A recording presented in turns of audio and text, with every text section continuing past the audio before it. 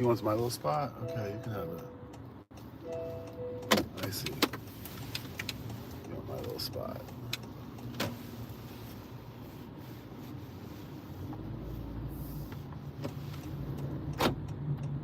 Driving in this city is crazy. But nobody's hauling ass. Nobody's like, there's no road rage. Or very little. There is some, but very little. And there's, yeah, I think Asia on the whole has like a flow. It just has a flow. Like, you have to stop at the red lights and you get tickets if you don't stop, but it just has a flow to it, a viscosity that everybody's moving at the same sort of ooze, whether that be the fast one or the slow one. But I'm just coming on. This stream should be called, just because you have time to stream doesn't mean that you should stream. That's what this stream is called. Just because you have an open window of opportunity. But this is part of the obsession. This is a little bit part of the problem. This is maybe not a problem. I'm not real sure. But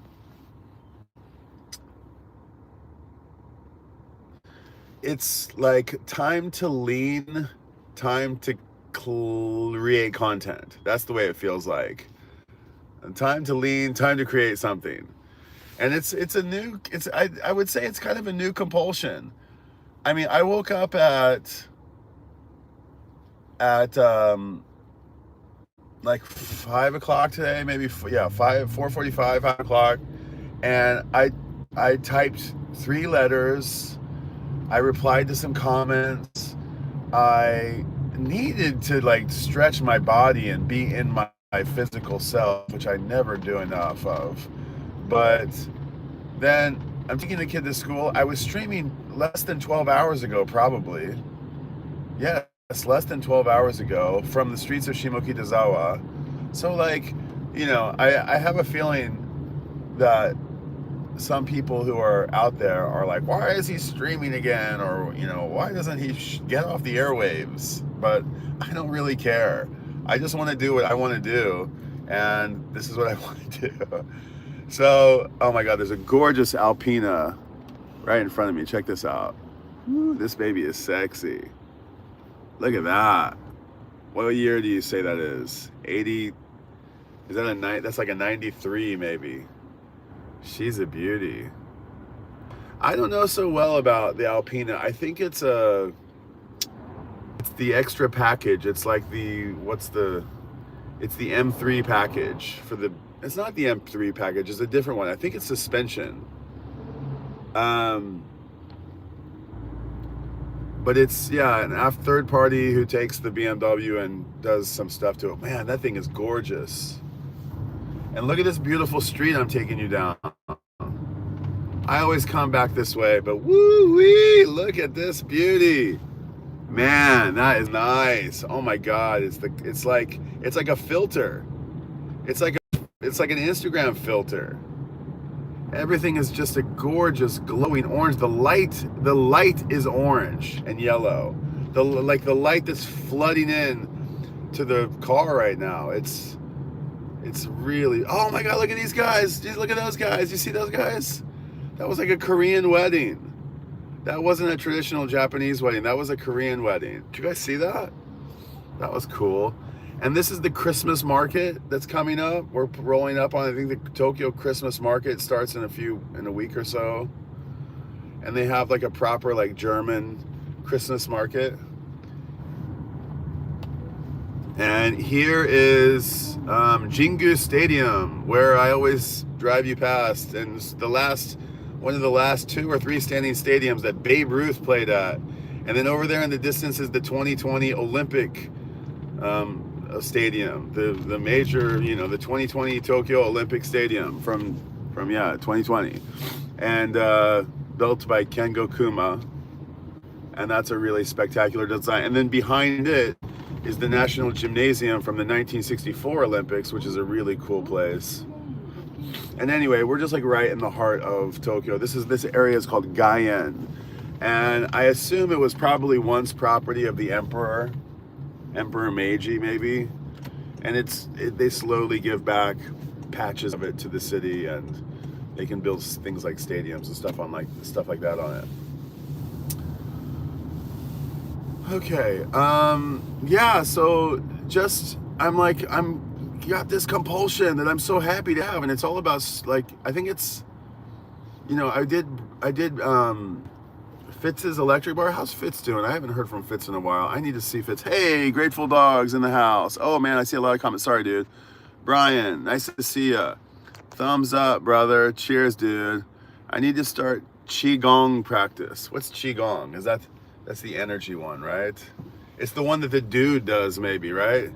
Doesn't the dude do Qigong? Or is it Tai Chi that he does? What's the difference? Are they the same thing? I had a friend. I've been to Hong Kong a couple of times, and you go out to the park and you see those guys doing it's so groovy. This is really a really nice part of Tokyo. I'm just gonna keep showing you this side. And there's the Olympic gymnasium from 1964 on the left, and these are the ginnan trees.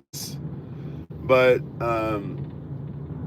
wait a second, what was I just talking about? I was talking about travels. I was talking about Hong Kong, and I want to talk about Berlin too. I had the very, very good fortune to be in Germany for Christmas one year. And it was amazing. It was so fun. I was in Berlin, and a bunch of friends came from all around Germany to come meet up, and oh my God, it was so much fun. Like, I had no idea how amazing the German Christmas markets are. If you've never been to a German Christmas market,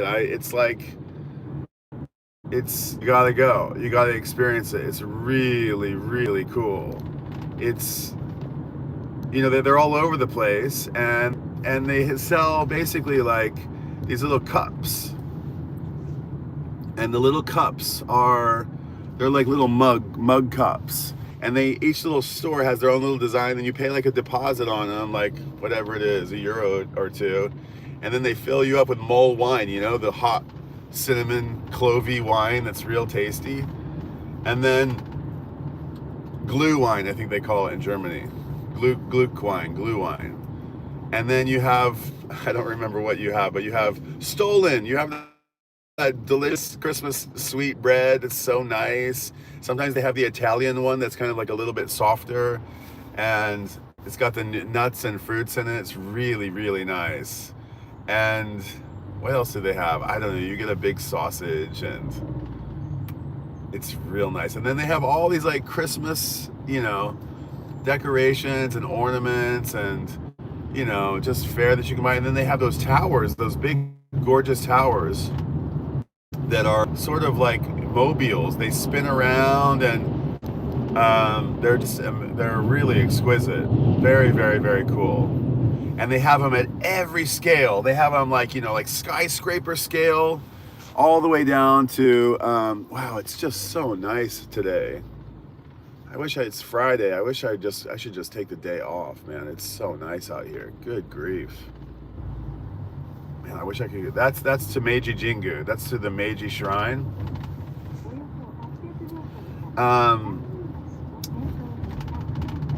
Yeah, and those Christmas towers, I don't know what they're called, but they're so huge, and they're and then they have little tiny ones, They're very, very cool. I think we have one at home that, how does it, it's either, I think you put a candle in, I forget how it works, but like you put a candle in it, and the heat from the candle spins one of the levels, which is kind of cool. It's a really nice drive. The light is just really gorgeous today. That is the Park Hyatt Hotel right in front of me, with office buildings below it, but those top 3 towers are the hotel part, and that's where the New York bar is, which was featured in Lost in Translation. It's where Scarlett Johansson and Bill Murray meet. Right? They meet at the cocktail bar with the cocktail singer. The New York bar is a really cool, just Tokyo institution. They close it every now and again. It's kind of closed for a couple years. Okay, I'm coming. Okay. And it's like, it's really only, I don't know if it's only for hotel guests, but I think if you want to go there and have a drink, it's like a $30 cover charge or something like that. Just a table charge, which is, it might not even be that much. It might be like 20 bucks, 20 J bucks. I call them J bucks. But it's really nice and has a really spectacular view. And they have like, they have like every night, they have like almost the exact same singer as Lost in Translation. Just some, jazz vocalist and a pianist and a stand-up bass, and she's singing with all of her voice, and it's just, I don't know what standard tunes. And thanks so much, fellas. Let's give it up for her. We'll be here all week. This kind of thing. And it's fun. It's properly fun. And you get a Manhattan or a Cosmopolitan or whatever. You get a martini, and it's real cool. Real cool. I haven't been in ages. I should go back. And I'm tempted to go back. The last time I was here, my piano teacher and famous rock and roll friend Eric Deutsch was staying there. I think he was playing with somebody he's a Black Crow right now, but he was at the time, maybe he was playing with somebody else. I forgot who. Maybe it was. Might have been like, I forgot who it was. Might have been by himself. He'd been playing by himself, or I can't remember. Anyway, I was up there with him. That was fun. He's just like, yeah, man, New York bar, living it up. I love it when people come to Tokyo and they're just like, I'm such a cheapskate. I nickel and dime my way through this city, and I have one of these problems, and I'm sorry, I'm just rambling here, but I have one of these problems where if I go to like a really expensive dinner, and I rarely go, but if I go and I know it's like my meal's going to be like $400, and that you have these from time to time, you just pray to God somebody else is going to pick up the tab, and then it's like, but sometimes you go out to dinner with your lovelies and it's just like you got to pay up. But every bite I eat, I think to myself, oh, 1,000 yen, 2,000 yen, 3,000 yen, 300 yen, 500 yen. I can't get my mind off the price, and so I can't enjoy it. And I don't know, what's that, like scarcity mentality or something? I don't have, and my wife is the opposite. She's like, she doesn't have that way of thinking, at least not at the restaurant. So yeah, German Christmas markets, I was saying. Have you guys been to Germany? Who's been to Germany? I see some dogs. Have you been to Germany before? I did one thing at that Christmas market that year I was in Berlin. I went to some church that this very sort of brutalist, postmodern kind of thing, a big concrete building, and there was a lot of people waiting outside, and I really honestly wasn't that interested in going in there.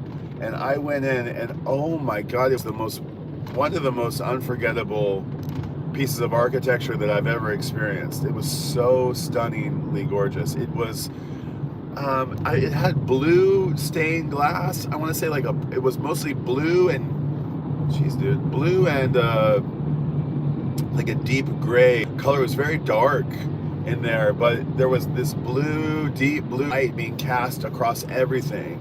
And I admit, I was like really inspired. It reminds me of the scene from Home Alone.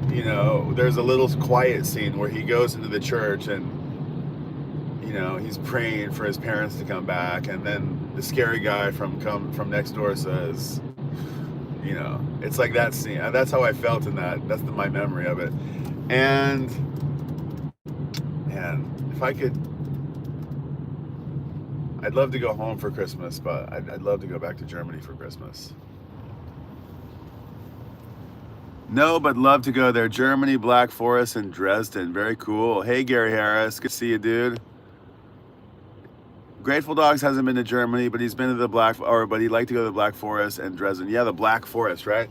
I've been to Germany 3 or 4 times, and one time that I was there, I took the train down to Prague, and then a little bit further, and I went through like Bohemia and the Black Forest, and it was awesome. And it was so like the clouds were so low, and like the light was just like, it was like foggy everywhere, and the light was like coming through the forest, and it was all sort of wet and cold, and it was awesome. I was just thinking of all the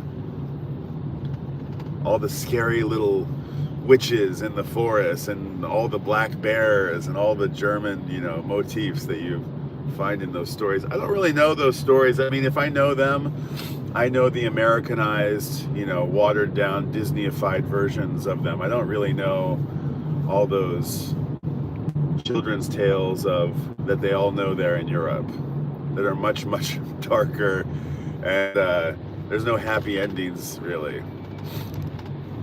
Who's the guy Krampus?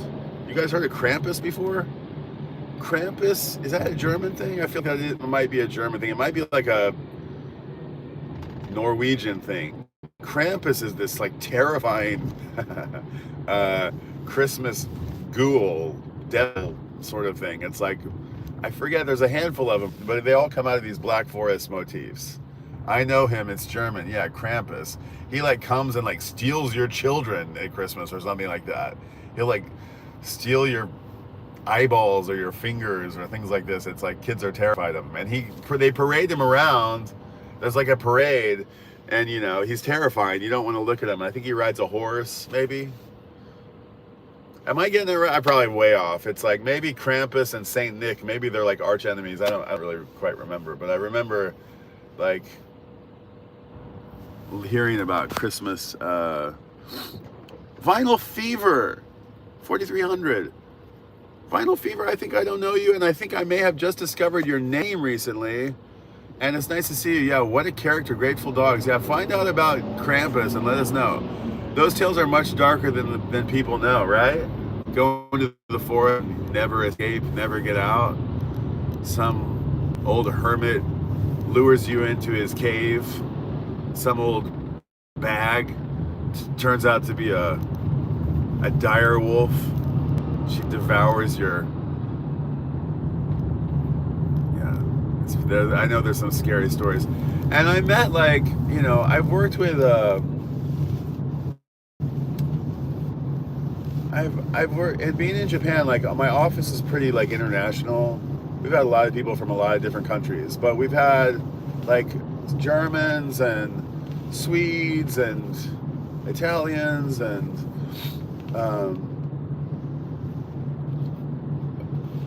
Dutch, and one of our Slovenian friend, she was so funny. She was and Russian as well. The Slovenians and the Russians are kind of, I always used to tease her and say Slovakia. Oh, you're from Slovakia, right? She'd get so irritated.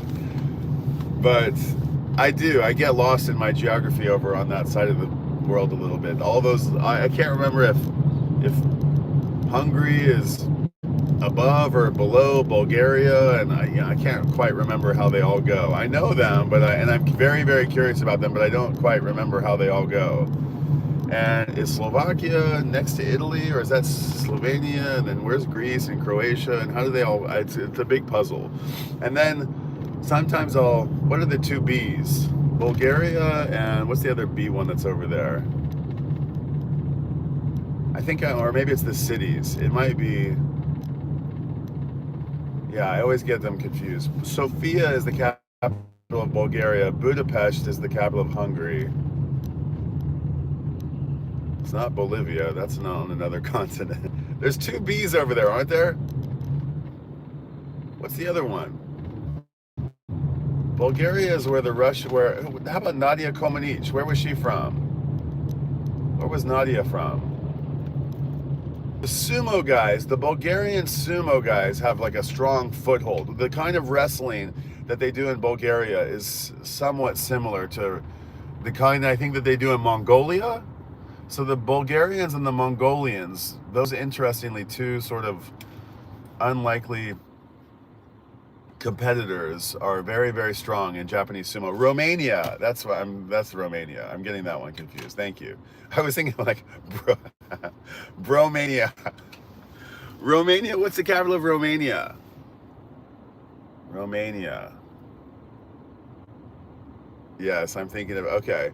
Vinyl, are you down there by Dave the Pickup Artist in Jacksonville? Okay, Dave the Pickup Artist is in Jacksonville. I don't know. I just sent a letter today. If Scott Vinyl Vertigo is out there, DJ Vinyl Vertigo, I'm going to read these comments when I get to a stopping point. Sorry if I'm missing you. Not Tampa.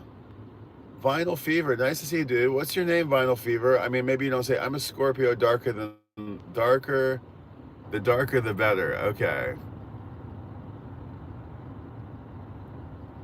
I'm way jealous. Oh, of the drive maybe? Prague, come on, dude. Yeah, Prague's an amazing city.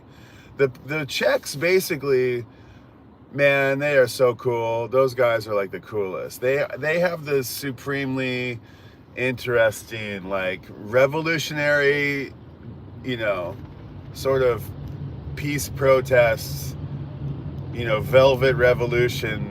They're like so cool.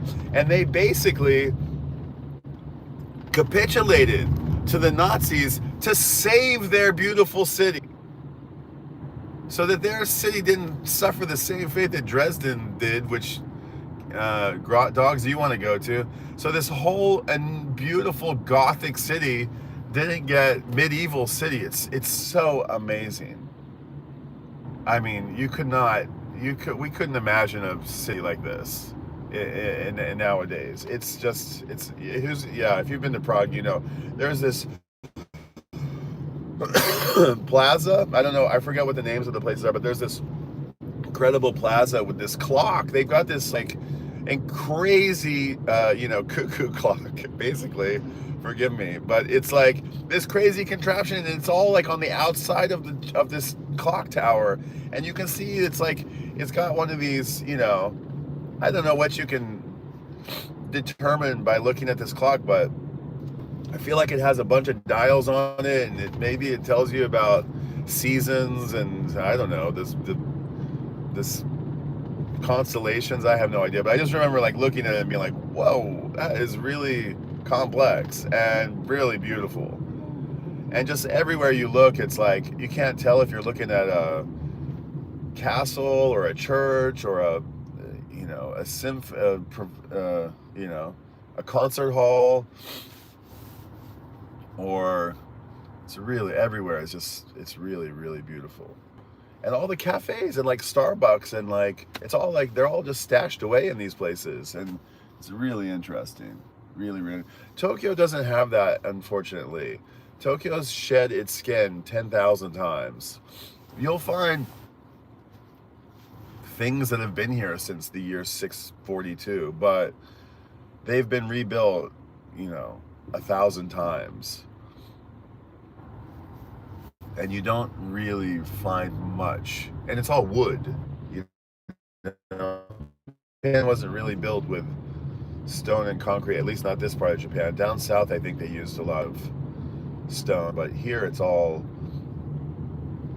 wood. So if it hasn't burned down multiple times, it's rotted and been rebuilt and rebuilt and rebuilt.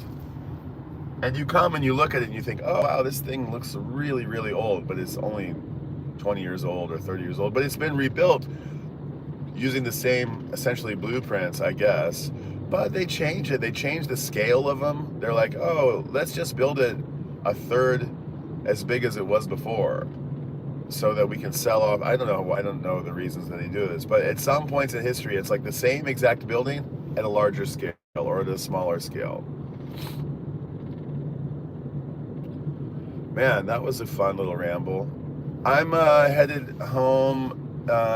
I think Chance and his buddies are coming on here in about 10 minutes. I want to encourage everybody to go over there. Surface noise programming. Man, Chance does such a good job. He does such a good job at like all the patter and the little meow, meow, meow, meow, and the you know, the peanut gallery applause and the meh, meh, you know, and the, like, you know, the ballpark sound effects. I just love it.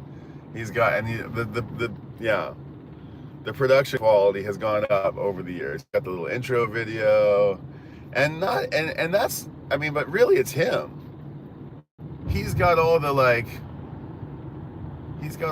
little, all right, taking around the horn once more, back over to you. You know, he's got his little quips that I quite enjoy.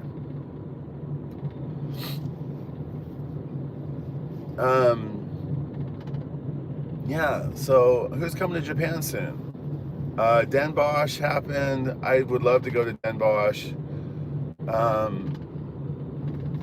I thought I was going to have a chance to go. This German thing, coincidentally, I'm talking about. I used to go there annually for a special thing that I did, and it would permit me to like go on one little trip while I was there.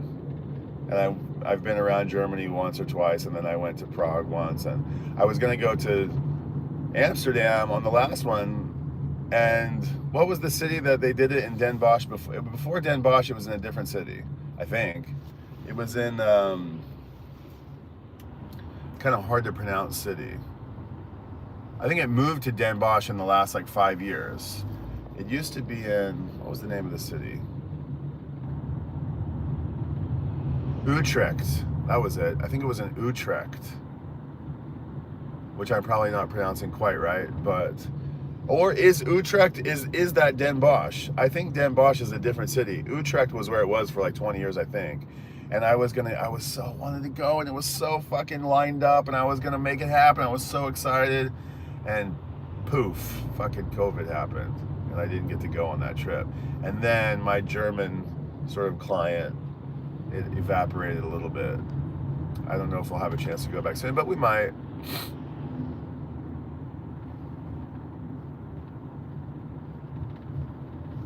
Okay, are they going on? Does somebody know if they're going on in like 5 minutes, or do they have a ways to go? Is it an hour later, or is it 2 minutes later?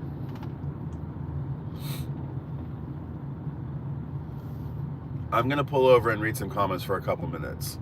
Oh my God, there's a lot of you guys watching. Thanks for hanging out. Hey, hit the like button if you wouldn't mind. Hit subscribe too. I'm approaching 3,000 subs, which I'm kind of proud of. I'm at like 2780 around there, so I think. Not quite even, 2777 or something. So I'm just like 200 away from 3,000 subs. I had kind of surprised. But you look at the number of subscribers, and I think like Rob Walker, Let the Music Play. Rob Walker has like this is not to sound anyway, but I think he has half as many subs as me, maybe, don't quote me on that. Maybe he has twice as many, I'm not really sure. But I think he has half as many subs as me. But I think he's been on YouTube for twice as long as I have. And I think his videos get like 4 times as many views as mine do. I mean, and I'm not singling him out, but there's just some channels that have a much richer engagement level. And so to have the bigger subscriber number doesn't really mean much if, you know, nobody's watching your channel, and it's just, you know, you just have this inflated number that doesn't really mean anything. Like, I would much rather have what Rob has, which is, you know, people who are really engaged and, you know, having fun, and even if there's far fewer of us. In fact, you know, there's all this like talk about the subscriber is dead, or what the number of followers is like just a stupid metric to quantify your channel. It's really all about like real hanging out. Yeah, 354 and grateful. Dude, me too, man. I mean, I will say, like, no matter how many you have, I remember the first 3 that I got. I couldn't believe it. I was like, holy shit, my friend Nathan followed me. It was like my first subscriber. I was like, holy shit. And then there was like 4, and I was like, oh my God, there's 4 people watching this. I can't believe it. And you're so great. It is a good if nothing else, it's a good little, you know, reminder to be, you know, people are giving you your attention and you should be grateful and humble for that. So, yeah, let me go back and read. Can I go back? Forgive me. I'm just going to go back all the way almost. Let's see. We were talking about Qigong. Did we find out, is Qigong and Tai Chi, are they different or are they the same? The bird's nest? Is there a law about cars and mileage in Japan, like 70,000 miles? That's a great question from Dogs here at the beginning of the chat. They have, your insurance will go up depending on how many miles are on your car. That's quite interesting. They want to know like how much you drive, because that would factor into actual, you know, how much of a risk you are or how liable you need to be depending on how many miles. So if you drive a lot, your insurance goes up, and if you drive a little, your insurance goes down. I don't know about, as far as cars go, you have to have like a really comprehensive inspection every couple of years. And they incentivize the system so that basically that big inspection is quite costly. It's like it's expensive. It's like, I forget what it is, but it's like, it can be as much as like $1,000 or $2,000. And they like, I think they like change your wipers and they change your oil and they rotate your tires, and it's like mandatory. And if you buy a new car, you get like 2 years of automatic inspection. And so, and if you have an old car, then you have to pay. And that's a way for them to get people constantly buying new cars. So, yeah, you have an older car, it costs you money to have an old car. So there's that. And then displacement has everything to do with your car. So you pay more for how big of an engine you have. It's not really how big of a car you have or how heavy your car is, but it's how many cc's your engine is, which is kind of interesting. Don't they have a bunch of Roman style buildings in Tokyo? Yeah, they're all over the place. Roman style, I don't even know what Roman style is, but like Western, you know, architecture. Is that what you mean? Is that what you meant? They're Dogs. Yeah, there's architecture of all kinds. There's like, you know, really weird sort of communist type architecture. I mean, there's all kinds of stuff. It's a hodgepodge of everything. You talked to a YouTuber in Germany, says Grateful Dogs. I'm just going back, sorry. Dude, Prague, yes, Prague was amazing. Again, Vinyl Fever, nice to see you here, 4,300. I'd like to know your name. I mean, I don't need to, but I'd like to. If you want to send me a DM on at tokyorecordstyle at Instagram, I'll be glad to chat you up. I recently stumbled upon your Canadians and Cars Buying Records video. Yeah, I met Dallas. He was really cool. Dallas, what a sweet guy. Man, some bonehead made like some really mean-spirited comment on that video, and I'm just like, dude, what? It's just like two dudes like hanging out, having a good time, like just like shooting the breeze, talking about music, passionate about our things, and like people just can't have it. They're so depressed and they're so wound up. They have to try to, yeah, they just hate it. So we had a great time. Dallas came from Toronto. Oh my God, forgive me, Dallas. I think Dallas came from, no, Saskatoon. He came from Saskatoon, and we had a nice chat. So yeah, you're in Florida? That's right. Okay, so Canadian. Yeah, I have some Canadian roots, so I like to connect them. Bucharest. We're talking about Bohemia and Romania. Let's see here. I listen to DJ Vinyl Vertigo on the radio when I'm driving home from work. I just sent him a message today, a note and some stickers. And I haven't listened to his radio show, but I was saying to him, and I hope if he's watching, this won't. He's got such a great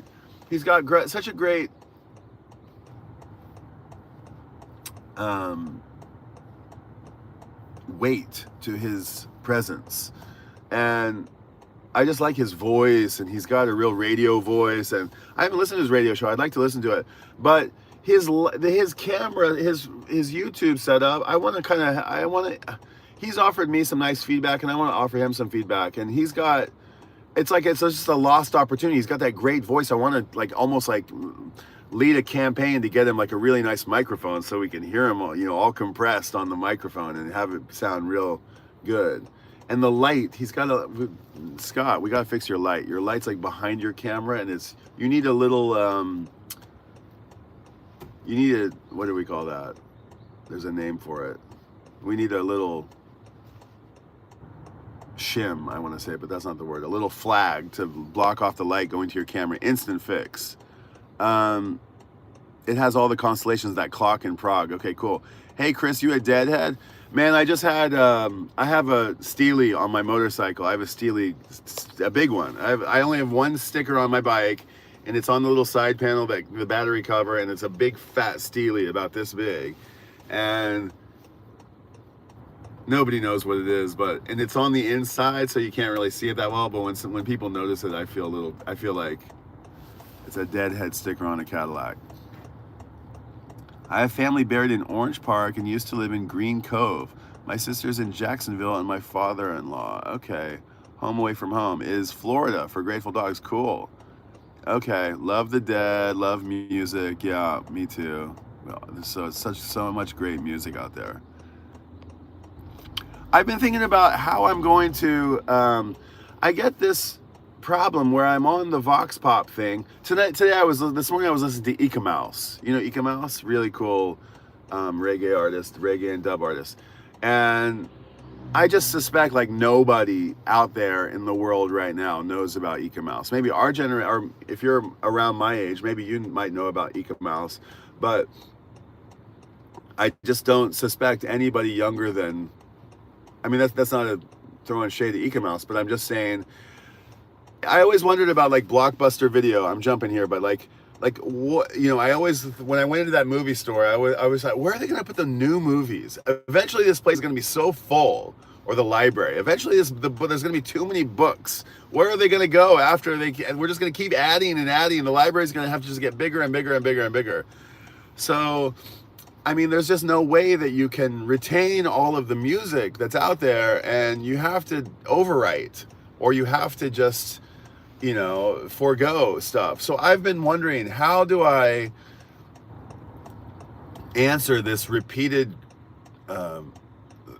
slight? It's almost, I want to take offense to it, but I don't take offense to it, but I get it all the time. People say, I'm like, hey, what are you listening to? And they say, Japaneserecords. I'm like, oh, well, who's Japaneserecords? And they're like, you don't know Japaneserecords? I'm like, no, I don't. I can't know it all. I don't know it. Tell me what I'm missing out on. I mean, Japaneserecords is just an example, but what do you say in that situation? The one that I like is educate me.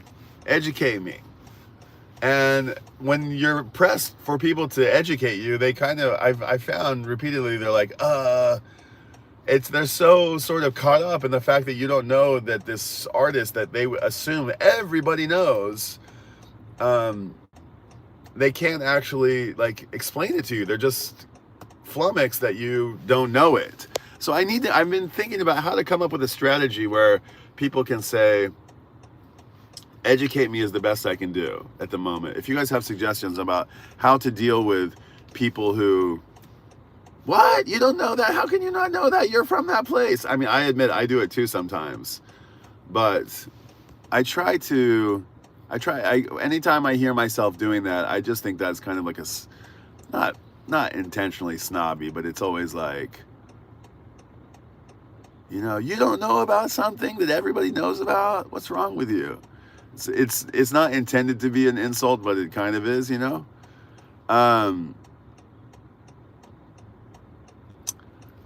Grateful Dog says here he loves to play music too. Yeah, me too. But he says here Brian can jam. I don't know if I can jam, but I can play a campfire guitar basically and a piano. My son is killing it. Okay, we play a lot, but not enough. Oh, that's groovy, man. My son plays a little guitar, and they both play piano. And we have a piano at home, and we have a drum set and a handful of guitars. But Yeah, we're all pretty hacky, but we like to play. It's fun. It's fun. YouTubers are a blast most of the time anyway. Yeah, just talking about. I mean, you hear people say things like, "What's the best part of the vinyl community?" or "What's the best part of YouTube?" And they say like, "Oh, it's just meeting new people and it's learning about new music." And that wasn't always apparent to me. It's becoming more apparent the more I'm around and the more that I get to hang out and get to know you guys. The more I'm like send out little letters and the more I like chat with you in private chats, or the more, you know, somebody says, "Hey, I saw your stream and here's a video that I wonder we were talking about it." And every time as I get more and more of those, I realize I want to go meet, you know, I want to meet you. And when you guys come here, I want to meet you, and I want to go out into the world and see you guys. So it's actually becoming like a place where I'm like, oh yeah, I feel like I know some of you guys better than, even though I don't, but I communicate with you certainly more than, you know, sometimes my own family or my own, you know, people in real life. That's just the way it is. Love my Japanese vehicles. They go forever. Yes, we were talking about that the other night. All the Wooks. You know if you know. Yes, I think I'm looking a little Wookie today. Grateful. By the way, the Tundra rules. Best sound system. The Tundra. The Toyota Tundra. Okay, it has a JBL sound system. Is that what we're talking about? All I need to trade all I need is to trade my VW bus maybe for an Airstream. Nice, dude. That would be a play. You know who had an Airstream? Selassie. Haile Selassie had an Airstream. The guy who made the Airstream was like supremely cool. You know the guy who invented the Airstream? He like wore a beret and he had like this kind of like trench coat and like cool sunglasses. He's like this real hip dude. And like go read, I'm sure you know, but if you don't know the story of the Airstream, it's a beautiful story. And it was like these people, like they thought they were going to change the world with the Airstream, and they all like, you got in an Airstream and it was like, this is the new way of living. And they had the like Airstream Society, and they would like go into places together, like Burning Man, you know, and they'd have a whole array, you know, like you know, multiple drive-in, you know, movie theaters worth of like Airstreams, and they'd put them on boats and they'd go around the world, and it was like a thing that people did. And they had like they went to Africa and they went to Ethiopia and they went and met Selassie and they gave him an Airstream. And if you go look up the Airstream book, there's a picture of like a dozen or a couple dozen Airstreams in like a field in Ethiopia, and Selassie sitting there talking to this cool dude with a beret. And it's all about Airstreams. It's a very, very good story. I would love an Airstream. Actually, Airstream had one competitor, probably had a number of competitors, but I think what happened was it's a product of like, you know, the war being over, World War II being over, and them like pivoting from making airplanes to making Airstreams. Hey Dallas, nice to see you, dude. We're just talking about you a moment ago. But the Airstream had another one. There was another one called Spartan. And Tulsa, where I'm from, Oklahoma, it has like a big aeronautics industry. Boeing was there originally, and Tulsa's got a lot of first-in flights, had a lot of astronauts, had a lot of like test pilots, and I don't exactly know why. Probably because it's flat, most of it, but for whatever reason, there's a lot of space and aerospace there in Tulsa, and probably because it's in the center of the country and it's like easy to get. And I think a lot of those companies have left in the last 20, 30 years, but there was a time when it was like the space place. And there was a company there called Spartan, and they built a copycat of the Airstream. Maybe they preceded the Airstream, I don't really know, but they built a big silver egg thing that they put on wheels. And they're not quite as, they're basically the same. You almost couldn't tell them apart, but the Spartan it looks a little different. It's a little bit more domey or something, and slightly less like eggy or something like that.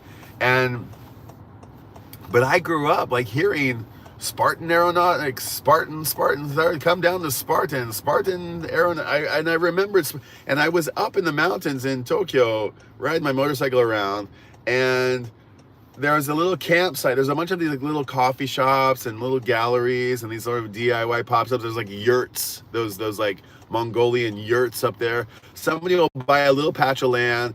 They'll put like an onsen or a sauna or a campsite. And the motorcycle guys who go zipping around up there, or the car people, mostly motorcycle people, they'll camp up there. And it's like, it's a great way to spend a weekend. And one of the guys has about 3 or 4 Airstreams out there, and I'll take you out there. It's amazing. I haven't made a video. I should go out there. I will definitely go out there and show you guys. It's so cool. It's really cool. This really crazy DIY guy has built everything. He's got this whole little compound, a whole little sort of, it's not quite a commune, but he's got a little burger joint, and he's got a little campsite and all these canopies, and it's all hodgepodge together. It's really, really cool. And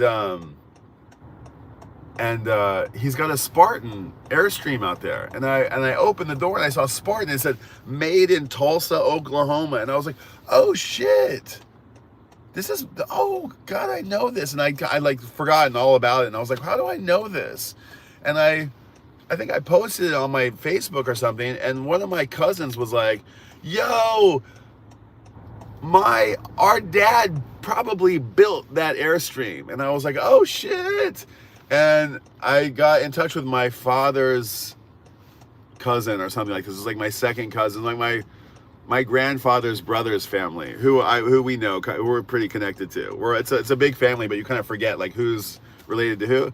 And like 10 of them are all Spartan people. And I don't know if they started the company, but at any rate, they were Spartan people, and I got to connect that to a nice little memory. Yeah, man, if I could get an Airstream or a Spartan, it'd be amazing. I should get a Spartan because that would be a dream come true. Have one of those, man, that would be amazing. Okay, people should never assume that they know everything, but they do. Oh yeah, man. Wait, let me read that one more time. People should never assume that they know that you know everything. Okay, sorry. People should never assume that you know everything, but yeah, they do. They assume you know stuff that you don't know. And I'll turn this off. It's getting annoying, right? Let's see. Ruth Ann 7 is a good friend, and Nick Fantasy of Grateful Dogs. Okay. I think they help me learn about. Let's see, is the best way to go about it. Yeah, I think you're saying like I think the help we learn about is the best way to go about it. Yeah. Oh, I think the help me learn about it is the best way to go about it. Yeah, right. I gotcha. Yeah, that's what I'm going to keep doing. I need to come up with a little better line. Teach me. Yeah, say more. Teach me. Your home is like a dead show. Oh, like a parking lot in the 80s, the Airstream. Yes, it was like that. Yo, Dallas in the house. Go watch Canadians in cars getting records. That was me and Dallas on a drive. We were driving around. Yeah, the Airstream story is pretty interesting. Okay. End up buying 36 CDs. You ended up buying 36 CDs? Good grief. Lots of Japanese metal and punk. Well done, Dallas. Okay. Groovy. Well, I'm home. I went for 48 minutes. Are those guys, is surface noise going, anyone? Does anyone know? Can you check? Oh, anyway, I gotta go. Suddenly my nose is all itchy. All right, well, thanks for hanging out. And sorry, but I'm just compelled. I'm compelled to keep coming on because it's fun. And I like just thinking out loud and connecting and just, adding more things. It's fun. Yeah, man. Have a great day. Gary, I'm going to go to the bank and I'm going to get a brand new sparkly 10 yen for you. I pulled out a 10 yen from my wallet and they're all sort of tarnished, and I want to get a real nice sparkly one. I don't know if I can go to the bank and get one, but I'm going to try. And I'm going to send Gary a 10 yen. And a new sticker.